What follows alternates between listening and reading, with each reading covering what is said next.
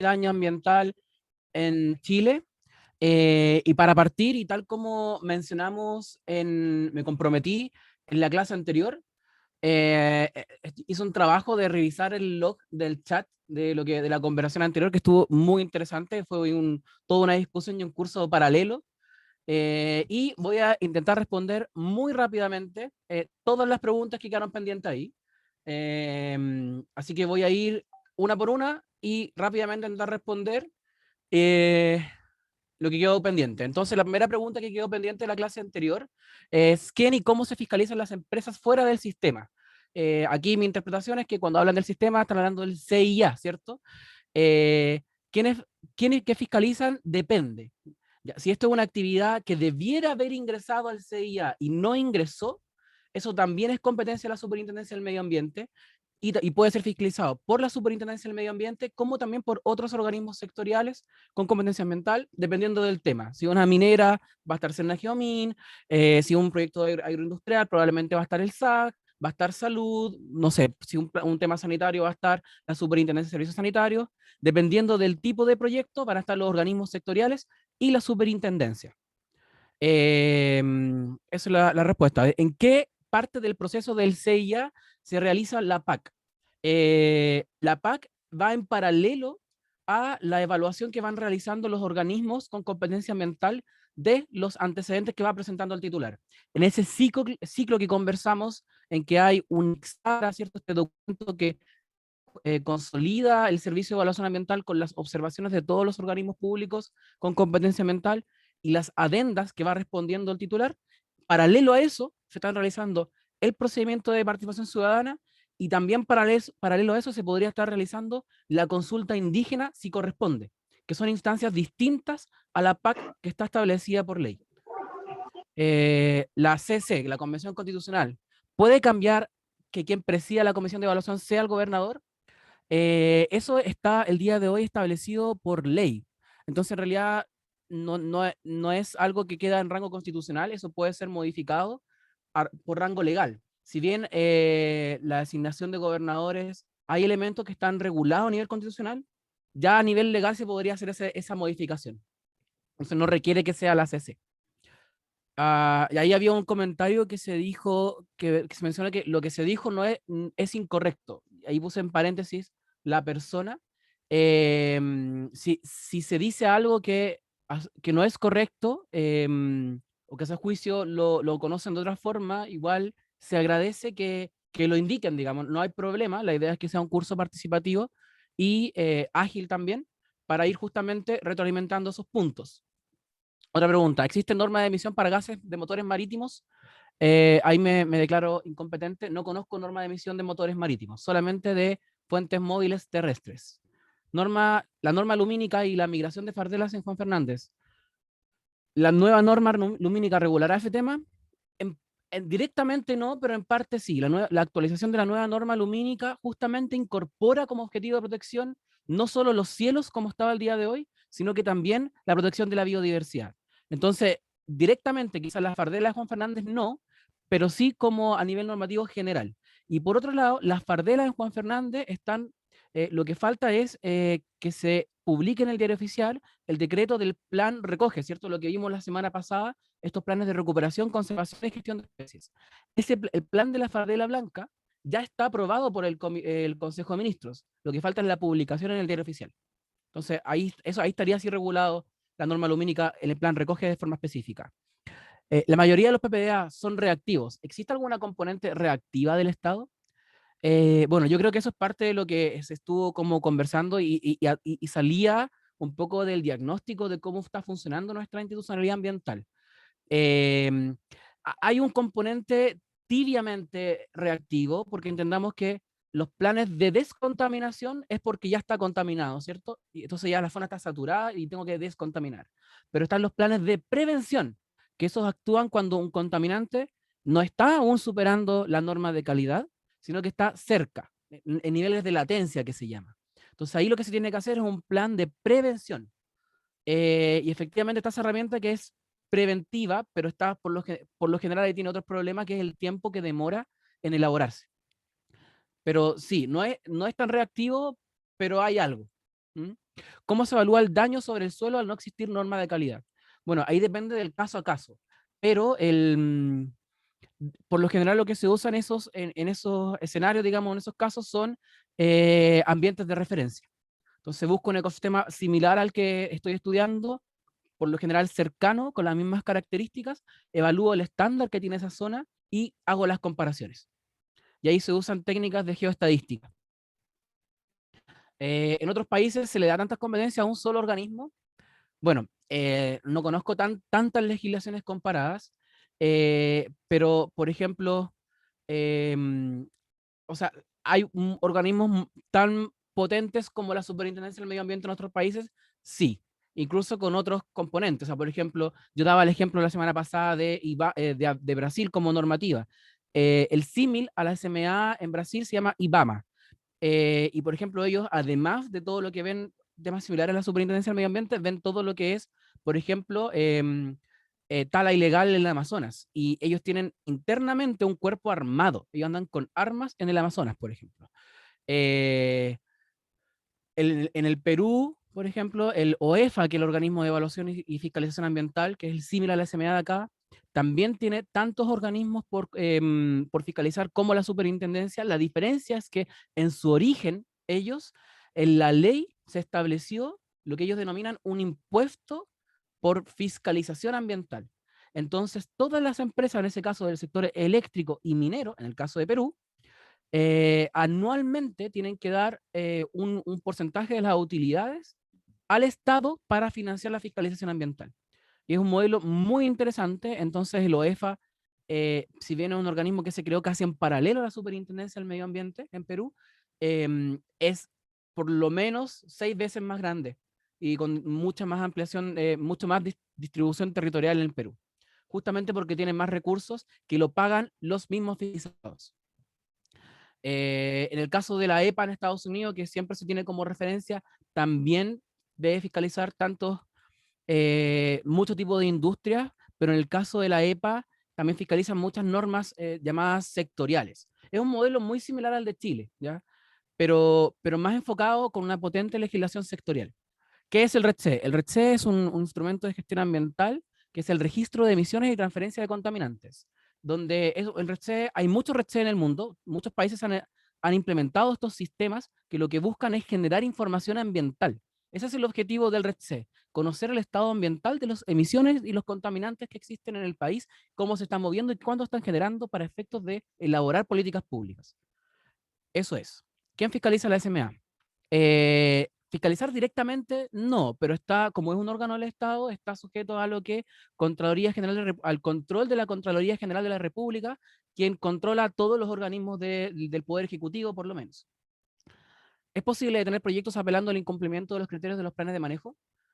Ah, creo que esto se refiere a cuando hablamos de los planes de manejo de los criterios de conservación de aguas, suelo y biodiversidad. Creo que se referirá a eso. Eh, Eso no se ha dado, pero justamente, como mencioné en la clase, está el caso que un plan de manejo fue reclamado al Tribunal Ambiental y ese plan de manejo no se pudo ejecutar finalmente porque el Tribunal Ambiental acogió esa reclamación y no se puede aprobar hasta que no se cumpla una serie de requisitos. Entonces, indirectamente se pudo detener, pero no el proyecto, sino en la ejecución del plan de manejo. ¿A qué se puede atribuir la tardía gestión de la CMA respecto a las denuncias presentadas? Hay informe de Contraloría. Falta de recursos, se debe a un mal diseño institucional. Yo creo que a falta de recursos, sí. Como mencioné, el problema creo que fue el diagnóstico inicial. No se contaba con información sobre lo que tenía que abordar este servicio cuando se creó, cuando lo estaban pensando, la magnitud de todo el trabajo que tenía que hacer. Yo creo que ahí faltó información. No creo, sé que faltó información. Eso tiene como consecuencia que se optó por el modelo de una superintendencia. Cuando estuvimos viendo un poco de la historia, se discutieron muchas figuras que podía tener este organismo. Una figura, por ejemplo, era una similar a la Fiscalía Nacional Económica, entonces que no dependiera, por ejemplo, o que no tuviera conexión con un ministerio como el del Medio Ambiente, que como mencionamos es uno de los ministerios que menos recursos tiene, comparativamente hablando con todos los ministerios. Creo que está bienes nacionales, como el con menos recursos recibe, y luego viene medio ambiente. Entonces, y después medio ambiente como ministerio divide entre el Servicio de Evaluación Ambiental y la Superintendencia del Medio Ambiente. Y ahí después viene, por ejemplo, el Ministerio de Deportes, que yo daba el ejemplo, tiene más del doble de presupuesto que la Superintendencia del Medio Ambiente. Entonces, si este organismo lo hubieran creado quizás no como una superintendencia, sino como un organismo autónomo, probablemente a nivel presupuestario también estaría mucho mejor posicionado. Y gestión, yo creo que siempre a nivel de gestión se puede hacer mucho más. Siempre se puede buscar hacer más eficientes los procesos e incluso yendo más allá de la propia institución. Como comentaba, quizás no basta con que la superintendencia, se sabe que hay un problema, por ejemplo, en el tema de ruidos y residuos industriales líquidos a niveles de denuncias, por ejemplo, que son la mayor parte de las denuncias. Pero ahí lo que falta es que, por ejemplo, a una escala mayor, involucra a distintos organismos que pueden justamente relacionarse, como las municipalidades, como el Ministerio de Salud, como la superintendencia, para justamente hacer un trabajo más coordinado en la materia. Porque, por ejemplo, si hay tantos ruidos molestos por las discotecas, por decir que una de las denuncias más que más ocurren, ¿por qué, por ejemplo, las municipalidades no establecen ordenanzas que establezcan obligatoriedad de este tipo de, al entregar la patente comercial, por ejemplo, de medidas de abatimiento de ruido? Eso es una norma, un tema de gestión, pero que escapa de la superintendencia del medio ambiente, sí, pero sí falta un organismo que coordine el problema de política pública asociado a la fiscalización ambiental. Entonces, sí, un mal diseño institucional podría ser y temas de gestión. Dentro de la legislación ambiental chilena se aborda el cambio climático directamente, se aborda muy tibiamente, muy tibiamente. Se han hecho interpretaciones, por ejemplo, que en el marco de la evaluación ambiental, cuando se habla de las líneas de bases, se habla, hay unas palabras, unas futiles palabras que hablan también de que debe responder también a la situación futura. Entonces eso se ha entendido que tiene que incorporar las dinámicas que tiene el cambio climático, por ejemplo, cuando se toman decisiones en base a modelos, ¿cierto? Modelos especialmente que tienen que ver con aguas, modelos de precipitación, de hidrología, de hidrogeología. Entonces, no es directo, es muy tibio, y justamente entonces lo que falta es una ley marco de cambio climático. Eso es parte de lo que está en desarrollo, digamos, en el día de hoy. Los programas para la recuperación ambiental y social, los PRAS, también son fiscalizados por la SMA. Sí y no. O sea, el programa en sí mismo, no, eso está siendo verificado y controlado por el respectivo Ministerio de Medio Ambiente, la CEREMI más que nada. Pero dentro del PRAS hay acciones que se compromete a que va a haber más fiscalización ambiental.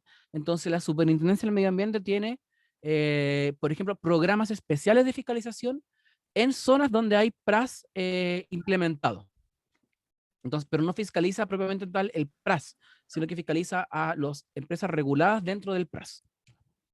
La relación en relación a la evaluación ambiental, falta mencionar a la reunión del comité técnico previo a pasar a la comisión de evaluación.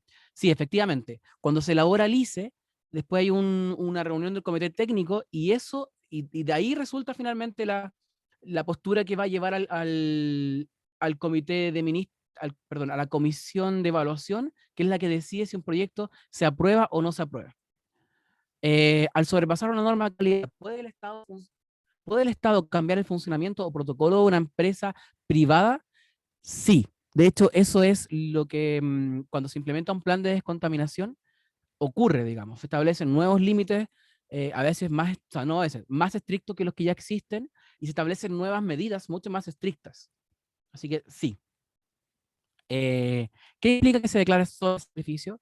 Bueno, zona de sacrificio no es una figura legal, digamos. Es un término que se ha acuñado justamente desde el problema que tiene el problema de Estado que tenemos, en que producto de finalmente quizás un dejar hacer y una falta de planificación territorial y otros elementos, se han generado zonas en que las cargas ambientales, digamos, no responden a los criterios de justicia ambiental.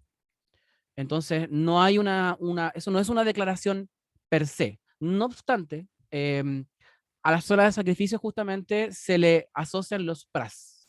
Entonces, uno podría esperar de que si algo se entiende como zona de sacrificio, que nunca el Estado lo va a declarar, porque se entiende que es un concepto muy fuerte y el Estado nunca va a asumir eso, sí va a hacer algo como implementar un programa de recuperación ambiental y social. Sobre el fraccionamiento de proyectos, ¿está prohibido?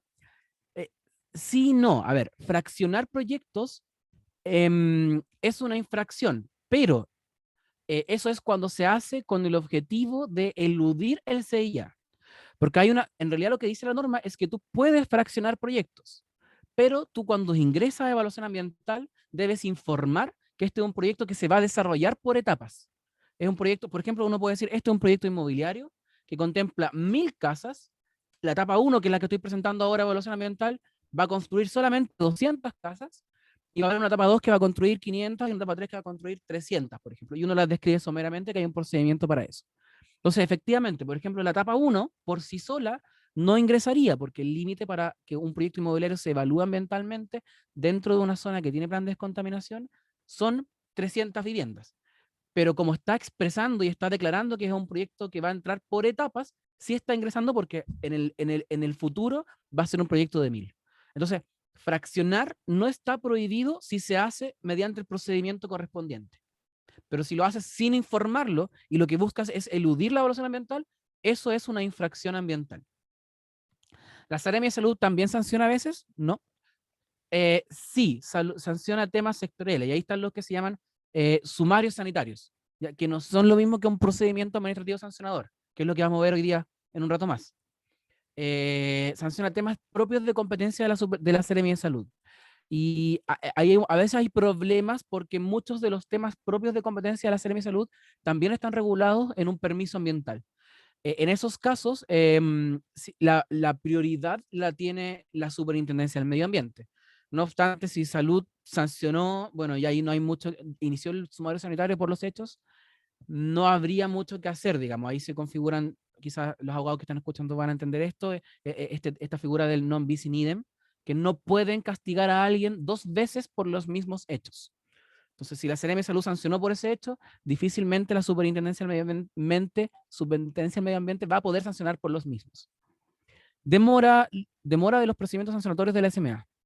Bueno, así como dato rápido, que igual lo que voy a dar después de la clase, la fiscalización, en tener el informe más o menos entre 3 y 6 meses. El sancionatorio, muy variable, puede ser un sancionatorio muy rápido que sale todo en un mes hasta que salga en 3 años. Entonces, sí, es muy variable ese tiempo. ¿Qué organismo define la ubicación de las EMRP? Estos son estaciones de monitoreo con representatividad poblacional. Eh, bueno, cuando estas estaciones son las que surgen para evaluar el cumplimiento o evaluar la norma de calidad ambiental, que recordemos, como dijimos la semana pasada, es un deber del Estado controlar la calidad ambiental, no de un privado. Un privado nunca va a incumplir la norma de calidad. El Estado controla la calidad y si no se cumple la calidad, tiene el deber de implementar un plan de prevención o de descontaminación ambiental. Entonces, en ese sentido, son las Seremi de Medio Ambiente las que tienen, digamos, las que van definiendo si esta estación o esta otra estación tiene interés para el Estado de tener la calidad de representatividad poblacional, que hay un procedimiento para declararla como tal. Entonces, no es que cualquier privado diga, yo quiero tener una estación con EMRP. O sea, puedes cumplir los criterios, pero no va, si la Seremi de Medio Ambiente no la quiere incluir dentro de sus estaciones para evaluar la norma de calidad tal, no tiene el deber de hacerlo, digo. Cuando la SMA fiscaliza una RCA, ¿debe hacerlo de oficio? ¿Qué se puede hacer si esta labor no se realiza? No, eso lo vimos la semana pasada. La SMA puede fiscalizar por denuncias, de oficio, por hechos de connotación pública, o porque es parte del programa de fiscalización. Entonces, no es necesario que lo haga de oficio. Si esta labor no se realiza, ahí depende también. Si no se realiza, por ejemplo, si yo hice una denuncia y aún no fiscalizan, ahí uno podría, bueno, ocupar los canales que existen formales con la institución de hacer presentaciones para preguntar y saber el estado del procedimiento. Si uno nota que hay una especie de falta de deber, porque no han fiscalizado y eso ha ocurrido, ahí lo que corresponde es que se hagan denuncias a, por ejemplo, la Contraloría General de la República, quien va a oficiar a la Superintendencia del Medio Ambiente pidiendo explicaciones de por qué no se está haciendo lo que se debía haber hecho según las funciones de esta institución, ¿cierto? Entonces, a través de Contraloría se podría hacer algo. ¿Hay solo una ETCA? Sí, hay una sola ETCA asociada a la certificación, a la certificación de la metodología de balance de arsénico para la norma de fundiciones. así de específica. Esa es la función que tiene esa ETCA al día de hoy. Estamos terminando con las preguntas. Y no se ha reparado los problemas de captura de alguna ETFA. Por ejemplo, cuando grandes empresas contratan siempre a la misma. Bueno, yo creo que justamente el modelo ETFA, bueno, sí hubo un cambio importante, de que ahora hay una autorización y se fiscaliza estos laboratorios, ¿cierto? Y este tema de la captura no es algo que el día de hoy se vea como un problema si es que las ETFA están cumpliendo con los criterios de imparcialidad, digamos, y de estándares de desempeño en su trabajo. Los ensayos de aptitud de la SMA se suman a los del INN, son diferentes. O sea, se suman, sí, pero son procedimientos diferentes. Los del INN por una parte y los de la SMA por otro lado, con objetivos distintos. El Tribunal Ambiental ha aprobado acuerdos de avenimiento entre titulares demandados por daño ambiental. ¿Estos acuerdos corresponderían a instrumentos fiscalizables por la SMA? Esto es una tremenda pregunta. Este tema lo vamos a hablar en la cuarta clase, ¿ya? Pero para no dejar a esta persona con la pregunta, es un tema complejo de decir, no ha ocurrido. Personalmente creo que no correspondería a un instrumento de carácter ambiental, pero se podría justificar que sí es un instrumento fiscalizable por la SMA, especialmente dado este fallo que conversamos la semana pasada, en que la Corte Suprema ha interpretado que la superintendencia, para efectos de fiscalización, tiene competencias amplias, distinto para sanción.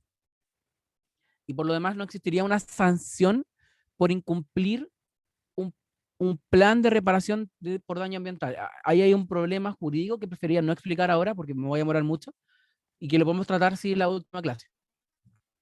Con este actuar, el Tribunal Ambiental se está generando duplicidad de competencias con el SEA. Esto va relacionado a la pregunta anterior, que el Tribunal Ambiental aprueba estos planes de reparación de daño ambiental. El TEA tiene las capacidades técnicas superiores al CIA para evaluar un proyecto nuevamente y llegar a estos acuerdos. Bueno, esta pregunta también creo que es para conversar en la última clase, pero yo creo que a priori uno puede decir el Tribunal Ambiental en Chile tiene una composición mixta, a diferencia de otros tribunales del país, que tiene abogados y también tiene técnicos. Y justamente, no solo para entender las problemáticas ambientales que son complejas, sino también para que en las respuestas que deba dar el tribunal se incorpore desde ya ese componente técnico. Y además que hay que entender que esto es otro poder del Estado. O sea, el CIA tiene evaluación ambiental desde el punto de vista predictivo. El Tribunal Ambiental, en este caso, está viendo la resolución de una demanda por daño ambiental que lo que busca es conseguir la reparación de un daño que se ocasionó. Eso en sede judicial. Tienen fines completamente diferentes. Entonces, no se transforman, no son comparables. No son comparables y este tema, y lo podemos detallar después en la última clase. El rol de la PDI y la denuncia ambiental, eso lo vamos a ver hoy día. Uf, listo. Terminamos las preguntas y seguimos con la clase, los contenidos. Entonces, vamos a hablar justamente de las denuncias. Partiendo. Las denuncias ambientales se pueden hacer al menos de dos formas. Una es denunciando directamente a la Superintendencia del Medio Ambiente, y eso está regulado acá, les dejo el artículo, que lo pueden consultar después de la grabación de esta clase que queda en YouTube. Y, y cualquier persona, y aquí hago la prevención, cualquier persona, no es necesario que tenga el patrocinio de un abogado o abogada. ¿Ya? Cualquier persona lo puede hacer. El procedimiento el día de hoy es online, así que cualquiera puede hacer una denuncia a la Superintendencia del Medio Ambiente.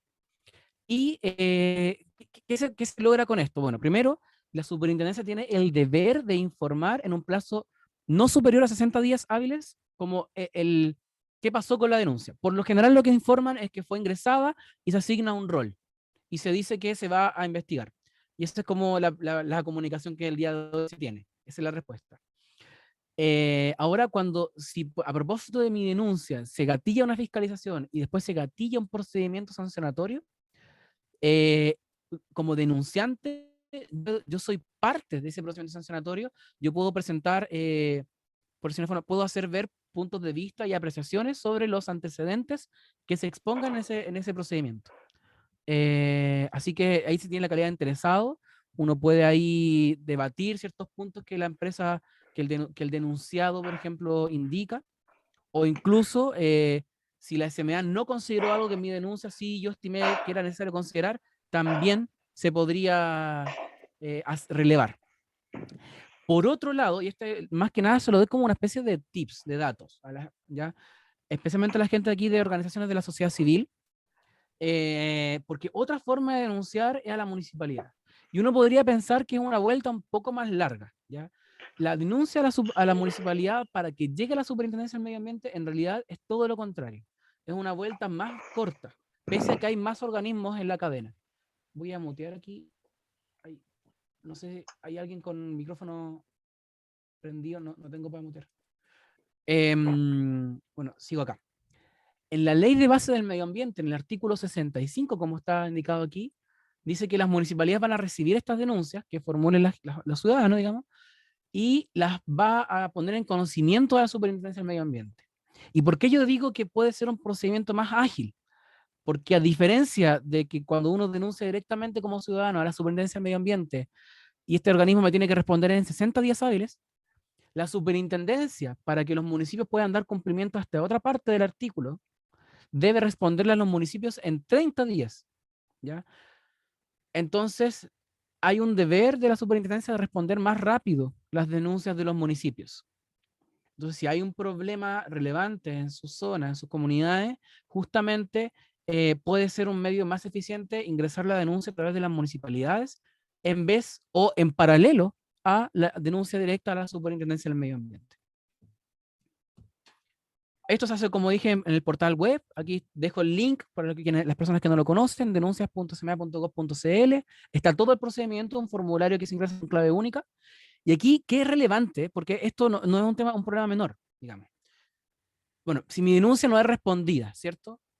Esto puede ser por muchas cosas. Puede ser, por ejemplo, bueno, entendiendo respondida después de los 60 días. O sea, me respondieron que fue acogida, pero después no tengo ninguna acción.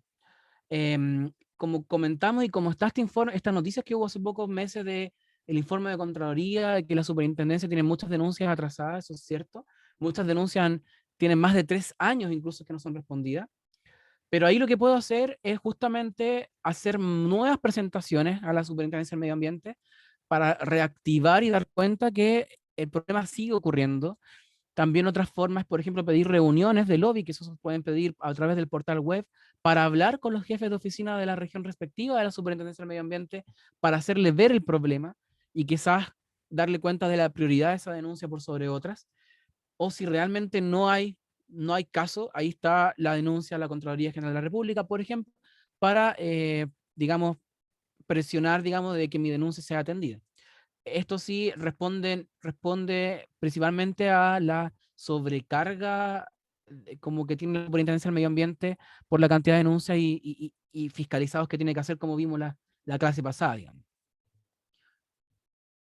Y aquí, bueno, ¿qué aspectos no son competencias de SMA? Esto lo voy a pasar bien rápido como dato porque son muy comunes también que se pregunta mucho, ¿cierto? Primero a nivel de ruidos, ¿ya? Los ruidos que son competencia de la Superintendencia del Medio Ambiente son los ruidos de fuentes fijas industriales, ¿ya? O actividades comerciales. Pero, por ejemplo, el ruido de las fuentes móviles, como de los vehículos, aviones, trenes, o por ejemplo la circulación de las personas, el ruido de fiestas, de vecinos, ruido como domiciliario, alarmas, tronaduras, eso no es competencia de la Superintendencia del Medio Ambiente, para efecto de la norma de emisión. Por eso, ruidos de fiesta, malos olores de ferias libres, no es competencia de la Superintendencia del Medio Ambiente. Temas de tenencia responsable de mascotas u olores, tampoco es competencia de la Superintendencia. Escombros y basura en las calles, no es. Microbasurales, bueno, ahí está eso. Ruido, humos, por ejemplo, tampoco es competencia de la Superintendencia del Medio Ambiente, eso es competencia de transportes, talleres de vehículos, y olores asociados a esas instalaciones, eso es competencia de salud. Alcantarillado, aguas servidas y agua potable, eso es competencia de la Superintendencia de Servicios Sanitarios, no de Superintendencia de Medio Ambiente. Polvo en suspensión, eso podría tener alguna relación con la Superintendencia del Medio Ambiente siempre y cuando haya un permiso ambiental asociado. Si no, es competencia de salud. Tala de árboles en lugares urbanos, que algo que se pregunta mucho en foros por internet o grupos de Facebook, eso es competencia de las direcciones de aseo y ornato de las municipalidades. Si van a cortar cierto parque para poner cemento, que es lo que está ocurriendo en muchos lugares, eso no es una denuncia ambiental a la Superintendencia del Medio Ambiente. quemas agrícolas, esto es denunciado al SAC y CONAF. Bolsas plásticas en el comercio, que tiene que ver, por ejemplo, ahora con el tema de la nueva ley REP, perdón, la nueva ley de bolsas plásticas, eso va directamente a la competencia, a la Seremi de Medio Ambiente respectiva. La tala de árboles nativos, eso podría eventualmente también ser un delito, eso es una denuncia con CONAF. Y finalmente el humo de estufa y cocinas a leña, eso se denuncia a la Seremi de Salud respectiva. Esos antecedentes no son competencia de la SMA. Bueno, y aquí respondiendo a una de las preguntas, y que era parte de lo que íbamos a conversar, ¿qué rol cumple la PDI? ¿Cierto? Uno dice, oye, pero está la PDI, que también ve temas ambientales, parece, ¿cierto? Bueno, la PDI, el año 2002, creó la Brigada Investigadora de Delitos contra la Salud Pública y el Medio Ambiente, denominada BIDEMA. Pero la PDI se centra específicamente en la investigación de delitos, ¿ya? Distinto a la Superintendencia del Medio Ambiente, que ve infracciones a las infracciones administrativas, ¿ya? A las normas ambientales. La PDI ve delitos asociados al medio ambiente y ve algunos bien específicos. Son, por ejemplo, los delitos asociados a los monumentos nacionales, que es la venta, tenencia y tráfico ilegal, el maltrato animal, que está en el Código Penal, el tráfico de especies, que está en la ley de caza y que se asocia a la Convención CITES, tala de algunas especies vegetales protegidas por ley de bosque, digamos, también lo ve la PDI, los mataderos clandestinos y también ciertas descargas ilícitas que pueden afectar recursos hidrobiológicos, que es un artículo muy específico de la ley de pesca. Esos son delitos, ¿ya? Eso es un delito que es un delito de índole penal, que no tiene nada que ver, que eso va a un cierto, es directamente poder judicial, digamos, en palabras simples, distinto a lo que ve la superintendencia, que es una infracción administrativa que ve directamente el Poder Ejecutivo, ¿ya? Para tener esa claridad en el panorama de cómo funciona nuestra fiscalización ambiental en el país. Bueno, entonces ahora entrando a la superintendencia, pero antes aquí dejo esta imagen para hacer una pausa, no sé si hay preguntas. Sí, hola Max, hay un montón de preguntas, así que voy a tratar de tomar algunas respecto de estos temas. Em, Pregunta Daniela, por ejemplo, si es que en el denunciante es siempre en ambos casos identificado o si existe alguna opción de hacer la denuncia de forma anónima. Sí, bueno, la norma establece que debe identificarse con root y, o sea, muy bien identificado el denunciante, ¿ya?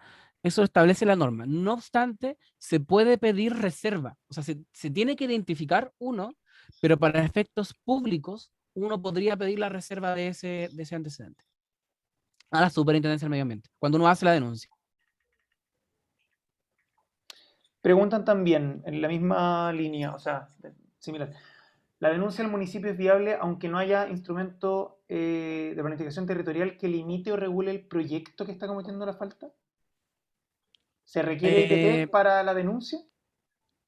sí, igual depende, porque o sea, depende de qué es lo que está denunciando, porque a veces no tiene que ver con el IPT, con el Instrumento de Planificación Territorial, ¿cierto? O sea, si estoy denunciando una descarga irregular de riles, por ejemplo, eso da lo mismo si hay IPT o no hay IPT. Eso es una infracción a las normas de emisión de descarga de residuos líquidos. Y eso es una infracción competencia de la Superintendencia del Medio Ambiente, por ejemplo. Entonces, depende del hecho que estoy denunciando. Súper. Y también hay algunas preguntas específicas respecto de dónde denunciar o a quién denunciar cierto tipo de impactos. Preguntan por poner ejemplos, ruidos de construcción inmobiliaria, tala de árboles para pavimentación y antenas de celulares. Ya, ruidos por construcciones, eso es norma de emisión de riles y eso es competencia completa de la Superintendencia del Medio Ambiente. Depende de aquí, ahí se ha avanzado un poco en esa gestión que estuve conversando. Hay algunos municipios como Providencia, creo que Recoleta también, creo que Las Condes, regiones Antofagasta, creo que Concepción, no tengo la lista, pero está en la página de la Superintendencia del Medio Ambiente, que han hecho convenios con la Superintendencia del Medio Ambiente y el mismo municipio va a fiscalizar y mide los ruidos y luego ingresa eso como denuncia a la Superintendencia y inmediatamente se podría activar un sancionatorio. Entonces, sí, eso se puede denunciar al municipio y o a la Superintendencia del Medio Ambiente directamente. La otra es tala de árboles, perdón. Tala de árboles y antenas de celulares que estaban Sí, consultando. tala de árboles depende. O sea, ahí también, o sea, si es una tala de un árbol en un parque dentro de la ciudad, digamos, asociado a un parque urbano, eso es aseo y ornato. Salvo que esto sea un monumento nacional, ¿cierto? Es una araucaria, eso tiene otra protección y eso incluso podría ser un delito y ahí podría hacer la denuncia a PDI, por ejemplo. Esa figura. Ahora, si es solamente árboles, por ejemplo, en la precordillera, ¿cierto? Si esos árboles eventualmente pueden ser parte de un plan de manejo o conforman un bosque, eso podría ser competencia de la CONAF. Por lo general va a ser competencia de CONAF, ¿ya? Si eso, dado que muchas veces no sabemos si hay o no hay una RCA involucrada, la CONAF sí probablemente en su investigación, si uno denuncia a CONAF, y la CONAF es la que hace investigación interna, dice aquí hay RCA y deriva antecedente a la Superintendencia del Medio Ambiente. Esto es importante, o sea, si yo denuncio algo y, y digamos, lo que quiero decir, siempre mi denuncia, siempre tiene que estar respondida de alguna forma, siempre. Si yo denuncio, por ir al extremo, yo denuncio corta de árboles al Serna Geomin, por decir, que no tiene nada que ver, que es el servicio de minería. Ellos debieran de informarme, yo no soy competente y por lo tanto derivo los antecedentes a la autoridad competente que es CONAF. Eso es el deber de todos los organismos del Estado, de avisarme que yo me equivoqué, por decirlo de una forma, y derivar los antecedentes a quien corresponde. Entonces, siempre mi denuncia va a tener que estar respondida.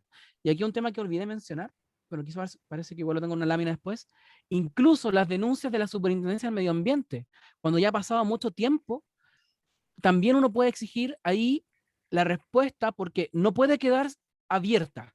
O sea, o la fiscalizan y publican un informe que dice que está todo bien, la fiscalizan y sancionan si corresponde, o me tienen que archivar la denuncia con una resolución. Y esa resolución tiene que ser notificada. Y eso es muy importante. ¿Por qué? Porque así podemos ejercer nuestros derechos para acceder a la justicia ambiental, que es que si yo no estoy conforme con ese archivo, porque la superintendencia dice que no tiene mérito, porque no son importantes los hechos, porque no se configuran, lo que sea, yo puedo reclamar al Tribunal Ambiental ese archivo. Y han habido casos muy interesantes de organizaciones de sociedad civil que han reclamado esos archivos de denuncia y han ganado en el Tribunal Ambiental esas reclamaciones y por lo tanto la superintendencia ha tenido que fiscalizar y iniciar todo el aparato institucional en esos casos. Y Súper. antenas telefónicas o de celulares, eso por el momento aún no es competencia ambiental propiamente tal y sigue siendo competencia de la Subsecretaría de Telecomunicaciones. Súper. Te voy a leer una última pregunta, o sea, me voy a Ya, quedar con algunas preguntas más generales y voy a ayudar ahí a responder algunas por el chat, ya. ya, que es como súper específica. Pero me parece interesante en dos. Alguien que preguntó también competencia de quién es la alteración y destrucción de sitios arqueológicos. Y por último, una pregunta de Kessia Navarro que dice, ¿cómo saber si la municipalidad, cuando uno le solicita que haga a ella la denuncia, cómo saber si hizo la denuncia a la SMA? Mm, ¿Cómo dar fe de eso? sí, Esas dos y sí. para continuar y yo te ayudo a responder algunas por Ya, aquí. perfecto. Bueno, respecto a una afectación a un sitio arqueológico, eso es competencia del Consejo de Monumentos Nacionales, directamente. Ahora, o sea, ahí va la denuncia. Yo voy a denunciar afectación a patrimonio arqueológico al Consejo de Monumentos Nacionales, perdón, y si el Consejo de Monumentos Nacionales en su análisis determina que eso implicó, por ejemplo, podría haberse dado que esto era un área protegida y involucraba el ingreso al CIA, o que era una infracción a una condición establecida en un permiso ambiental, va a derivar los antecedentes a la Superintendencia del Medio Ambiente.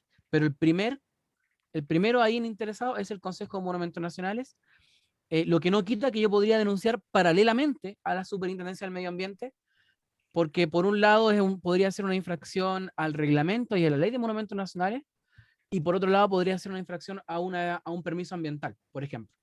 Pueden ser esas denuncias en paralelo.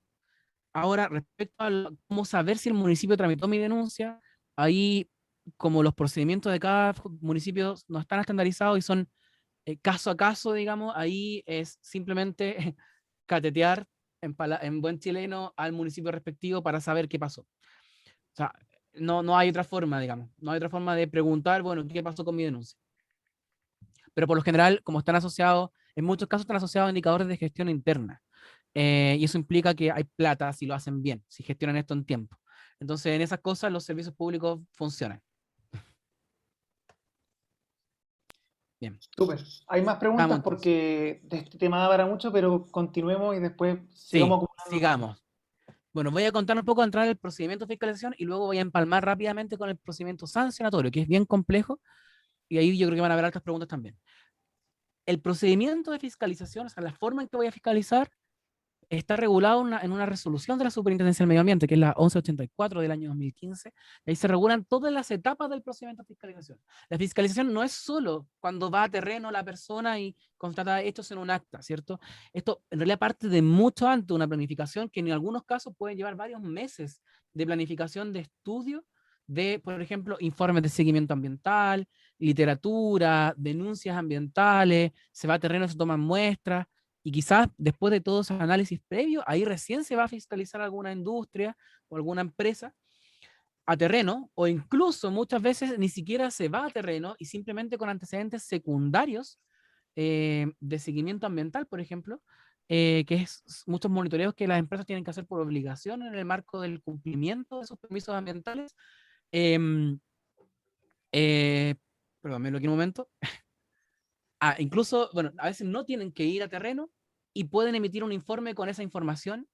Y si ese informe concluye que se ajusta, que no hay incumplimiento, básicamente, ese informe se va a publicar directamente en el SNIFA, que es este portal web que es el Sistema Nacional de Información de Fiscalización Ambiental. Entonces, si no tiene nada, va a ser publicado directamente ahí. Si el informe no fue publicado ahí y uno está consciente de que hubo una fiscalización, probablemente es porque ese informe tiene hechos que pueden configurar infracciones. Entonces, eso es porque internamente la Superintendencia del Medio Ambiente lo derivó, el área de fiscalización lo derivó al área que investiga, que puede instruir el procedimiento sancionatorio, que va a ser otra investigación. Entonces, si no se publicó es porque probablemente esté en análisis por si hay infracciones o no. Entonces, ahí está.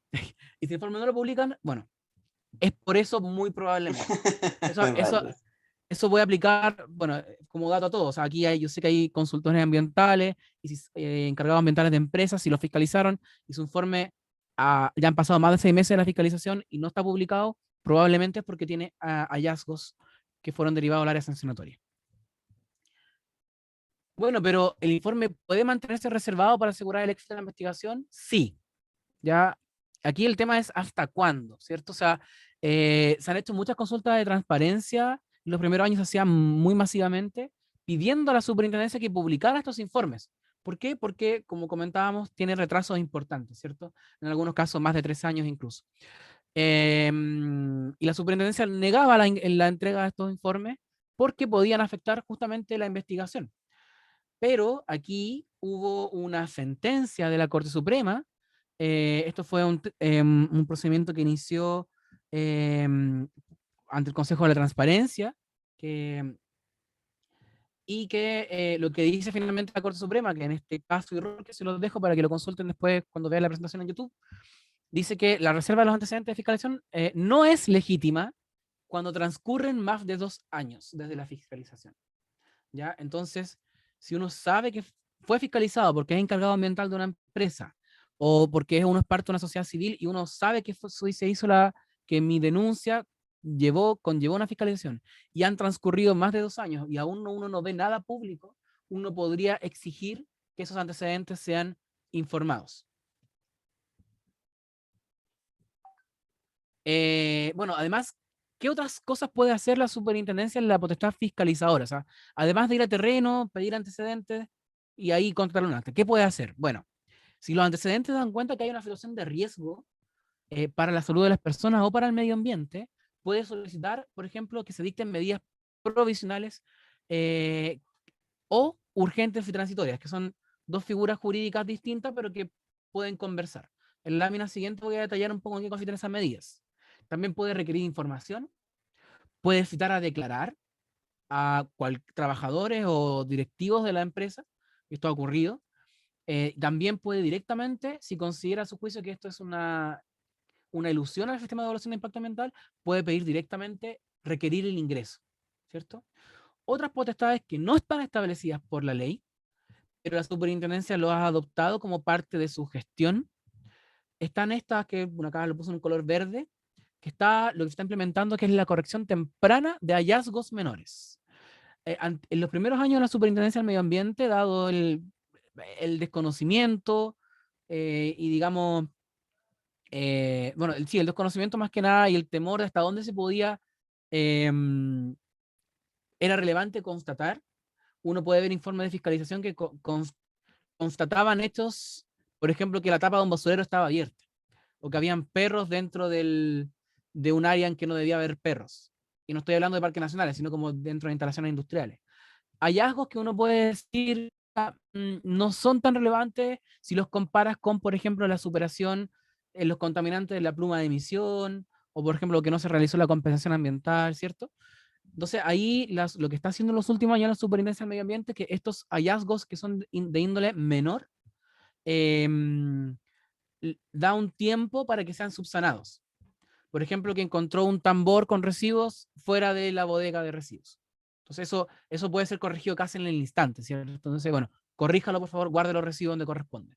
Eso se está haciendo ahora, sí, no en todos los casos. Es un tema bien discrecional porque no es una potestad legal. Carta de advertencia, ¿ya? En muchos casos también lo está haciendo, tanto del área de fiscalización como del área de sanción. Envían cartas advirtiendo de que uno está en un incumplimiento ambiental para que lo corrija. Y eso está ocurriendo masivamente con muchos titulares que deben cumplir la norma de emisión de riles y también del sector acuícola, que son monitoreados mediante imágenes satelitales si están o no dentro del área de la concesión que tienen autorizada. Corrección preprocedimental, digamos. Esto es muy parecido a la corrección temprana ya con menores, pero esto en sede de sanción, ¿ya? Y probablemente requiere una iteración mayor de pide información, a esto, otro, manda fotos, en fin. Y por supuesto la reunión de asistencia al cumplimiento.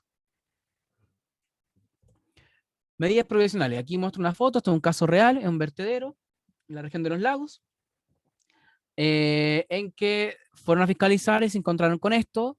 Los vertederos no deberían, por ejemplo, generar que estos líquidos lixiviados estén escurriendo, como se ve acá, hacia un canal que estaba acá cerca.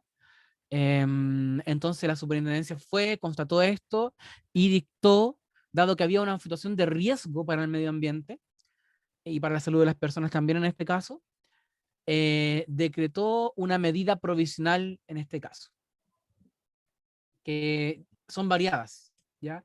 Pero ahí lo relevante, estas son las medidas que se pueden dictar, como el grupo de medidas, ¿cierto? Medidas de corrección, seguridad y control para evitar que continúe la producción del riesgo. Sellado de aparatos y equipos, clausura temporal, parcial o total, detención de funcionamiento, suspensión temporal de la RCA o ordenar monitoreos.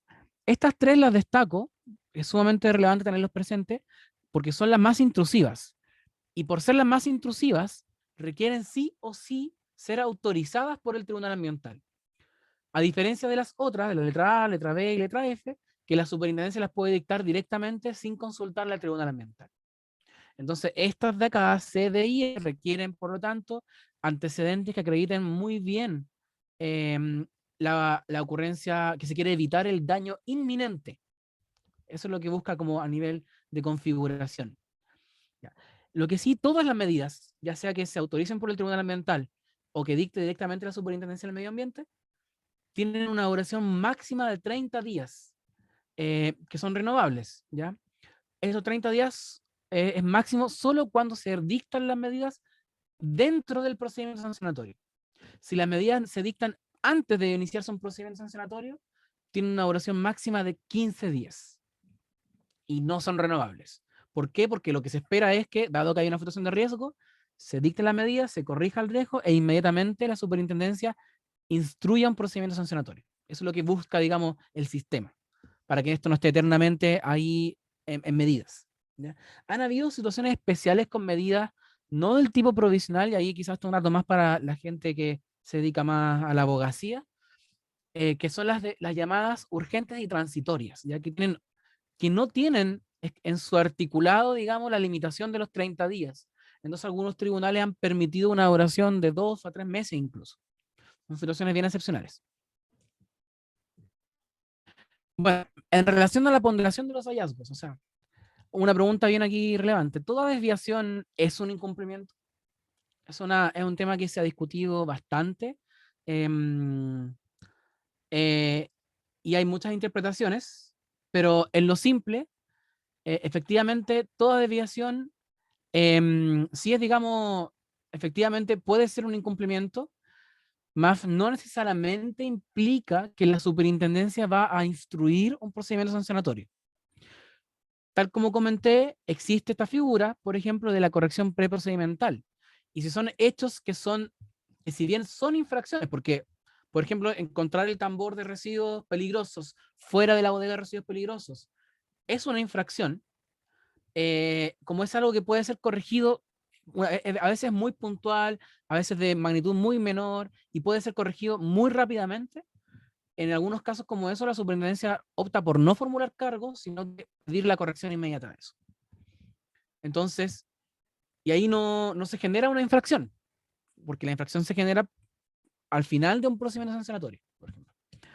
Entonces, sí, ya sí es un incumplimiento, pero no implica necesariamente que eso va a implicar una infracción que va a gatillar un procedimiento sancionatorio. Entonces aquí llegamos al procedimiento administrativo sancionatorio. Pero antes de seguir, no sé si hay más preguntas en el chat. Sí, hay bastantes. Y voy a tratar también de agarrar las más generales de lo que hemos estado hablando. Em, hacer una aclaración, porque me parece importante, respecto de la diferencia entre una fiscalización ambiental y una inspección ambiental. Si son lo mismo Ya, y cuáles son las diferencias. ya, perfecto. Sí, una pregunta bien importante. La fiscalización es el proceso entero, ya que va desde la planificación hasta la elaboración del informe. El procedimiento de fiscalización puede incluir una inspección en terreno, la inspección es inspección en terreno, puede incluir, por ejemplo, toma de muestra y análisis por laboratorio, puede incluir examen documental de información. Entonces, esa es la diferencia. Súper.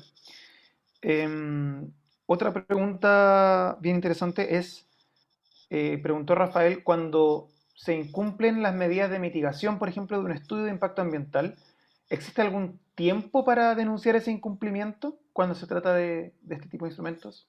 Estudios o declaraciones de impacto ambiental. Mm. No, mientras se mantenga la infracción activa, no hay ningún tiempo para, o sea, tú puedes denunciar siempre, no importa cuántos años hayan pasado. Lo relevante, eso sí, es que la superintendencia, desde el momento en que es informada de que se está incumpliendo, tiene 3 años máximo para instruir un procedimiento sancionatorio, porque después de los 3 años prescribe la posibilidad de imputar eso como una infracción. Pero eso es desde el momento en que la superintendencia tome conocimiento. Súper. Pregunta también Ángela, ¿en qué casos aplica la revocación de la resolución de calificación ambiental? Uf. Lo vamos a ver en unos pocos minutos más cuando veamos los factores que explican la sanción, cómo se estima una sanción, cómo se determina la sanción y se evalúa. Pero ahí están, digamos, perdón, era la revocación o la clausura. Felipe, ¿cuál era la revocación? Era revocación. Ya, solo decir que desde que está la superintendencia funcionando, no se ha decretado ninguna sanción de revocación. Sí hay clausuras, ¿ya? Y bueno, han habido hartas discusiones que ahí es más jurídica esa discusión, es más fina de qué implica una por sobre la otra, digamos, qué es mejor para el medio ambiente. Yo creo que eso es muy caso a caso. En la legislación previa sí hay casos de revocación de RCA, que se hicieron por las comisiones de evaluación antes del año 2012. pero ahora no hay. Y después cuando vemos los factores vemos el resto. Súper. Y lo último de esta tanda, creo yo, una pregunta de Felipe Díaz que dice, ¿cuál es la razón de elegir esta opción de no cursar un procedimiento sancionatorio? ¿No debería la SMA velar por realizar la mayor cantidad de sanciones posibles? Sí, es una pregunta muy interesante porque apunta al modelo. Digamos que es un tema que uno siempre cuestiona en todo, ¿cierto? Desde el modelo del país, de desarrollo económico, en fin, el modelo, cómo funciona el modelo. Por eso es importante lo que hablamos en la clase uno, ¿cierto? O sea, como qué buscamos con la fiscalización. ¿Buscamos sancionar? ¿Buscamos castigar? ¿O buscamos que el medio ambiente se corrija? Y por si acaso no lo hablo yo como defendiendo algo, simplemente lo pongo como puntos para discutir, digamos. Em, y que tienen que ver con los principios de la fiscalización. ¿Es mejor sancionar, por ejemplo, y que el problema ambiental siga? ¿O si el problema ambiental es fácil de corregir y se corrige sin una sanción, es mejor ese camino? Ese es el punto. ¿Qué saca con castigar a una empresa cuando un problema ambiental no necesariamente se va a corregir? Pero en cambio, si la invito, por no decir amenazo de que si no lo corrige te sanciono, y lo cumple inmediatamente, se logra el objetivo igual. O sea, en ese caso se logra el objetivo, mejor dicho. Entonces, bueno, esa es la visión que tiene la Superintendencia del Medio Ambiente y que probablemente va a salir a continuación cuando entremos al procedimiento sancionatorio y veamos una figura que hay que es bien cuestionada, y yo entiendo ese cuestionamiento que hay, que tiene que ver con los programas de cumplimiento ambiental, que podrían incluso eximir de una sanción a un infractor. Entonces tiene que ver con los principios. O sea, la superintendencia dice, bueno, en este procedimiento me conviene o me conviene iniciar un sancionatorio. A veces lo ha hecho, dice, ¿sabes qué? En este caso me conviene. ¿Por qué? Porque yo quiero dar una señal fuerte al sector de que esto no corresponde hacer, esto es una falta muy grave, independiente que el problema ambiental siga, yo lo voy a sancionar igual. Y por uno de esos casos que, por ejemplo, aquí no hubo ni duda alguna, fue el año 2019, incluso ahora este 2021 también, los casos de Nova Austral, que eran casos bien graves, que era una salmonera que fue la que adulteró, ¿cierto?, las cifras de mortalidad, también adulteró los datos de seguimiento ambiental del fondo marino. Entonces, claro, en esos casos, ahí por supuesto que corresponde una señal fuerte porque eso es un hecho totalmente repudiable y que quieres demostrar que eso no corresponde. Ahí va a ir con todo el peso. Pero si alguien tiene un tambor de residuos afuera, inicia un sancionatorio y hay que entender que si inicia ese sancionatorio porque tiene un tarro de residuos afuera de la bodega, lo que pasa para la superintendencia es que deja de priorizar otros casos, como por ejemplo contaminación por plumas atmosféricas o por plumas de descarga contaminante al mar. Eso. Entonces tiene que poner en la balanza qué es lo más grave finalmente y qué hacer en cada caso. Esos son los factores que tiene que ponderar. Eso. Gracias, Felipe. Hoy hay un comentario que alcancé a leer. Sobre la duración de las medidas provisionales, y sí, yo creo que es una falencia bien grande que duren solo 30 días. Es uno de los problemas que tiene nuestra institucionalidad porque evidentemente muchos problemas ambientales con solo 30 días no se corrigen. Entonces, en muchos casos la superintendencia está eh, todos los meses renovando, enviando oficios, solicitud al Tribunal Ambiental para que el Tribunal Ambiental lo analice y diga, sí, procede la medida. Y eso todos los meses, lo que hace ineficiente y un desgaste innecesario al sistema. Evidentemente, esto es un tema que en una reforma hay que corregir. Bueno, sigamos entonces. El procedimiento administrativo sancionatorio. Este llega el momento cuando las empresas, digamos, los titulares de proyectos se espantan, ¿cierto? Y salen estas noticias en todos lados, en las prensa, cuando son proyectos más famosos, ¿cierto? Y bueno, este mono, este esquema aquí grande que se ve, es más o menos todo lo que hace la superintendencia en su área de negocio, que es fiscalizar y sancionar. Entonces, les voy a mostrar, les voy a explicar un poco cómo funciona todo esto, ¿cierto? Lo de fiscalización lo voy a resumir por acá, eh, porque lo más relevante de esto es el procedimiento sancionatorio. Entonces, por ejemplo, el procedimiento sancionatorio puede gatillarse porque viene un informe de fiscalización, ¿cierto? Porque viene directamente por una denuncia ciudadana o por una autodenuncia, que lo vamos a ver más adelante, o, por ejemplo, eso, por una fiscalización. Todos esos antecedentes llegan a otra área de la Superintendencia del Medio Ambiente, no al área de fiscalización, hace un análisis y ahí determina, mira, sí, tengo todo, voy a seguir adelante, o mira, faltan antecedentes, hay que investigar estos otros temas. O incluso podría decir esto que conversábamos recién, ¿sabes qué? Efectivamente son incumplimientos, pero voy a enviar una carta solicitando que se corrijan en vez de instruir un sancionatorio, porque instruir un sancionatorio es una carga en recursos humanos muy alta, ¿ya? Entonces va a optar por otra vía para corregir el problema. Entonces ahí ese procedimiento el procedimiento sancionatorio se inicia con una formulación de cargos, ¿cierto? Esta formulación de cargos, eh, cuando es notificada al infractor, da dos posibilidades de acción. Una es presentar un programa de cumplimiento ambiental o presentar esta vía de descargos. ¿Ya? ¿Qué es este programa de cumplimiento ambiental? Es un plan de acciones y metas que lo voy a detallar más adelante, que si yo lo cumplo, puedo, y que tiene ciertos requisitos de aprobación, puedo eximirme de una posible sanción. Entonces, si yo presento este plan, me lo aprueban porque cumplí los requisitos, lo ejecuto y lo ejecuto satisfactoriamente, cumplo todo lo que me comprometí a cumplir, me comprometí a cumplir, ahí el procedimiento sancionatorio termina sin sanción. ¿Ya? Pero por el otro lado, si yo me aprueban este programa y yo lo incumplo, ahí lo que ocurre, ya sea lo incumplo total o parcialmente, lo que pasa es que yo puedo ser sancionado con hasta el doble de la multa originalmente que correspondía a mis hechos. Entonces, esto es lo que se llama un instrumento de incentivo al cumplimiento, que en la lámina siguiente lo voy a explicar en más detalle. Por otro lado, está esta vía tradicional de los descargos, ¿ya? Que es como decir, es prácticamente cuestionar los hechos.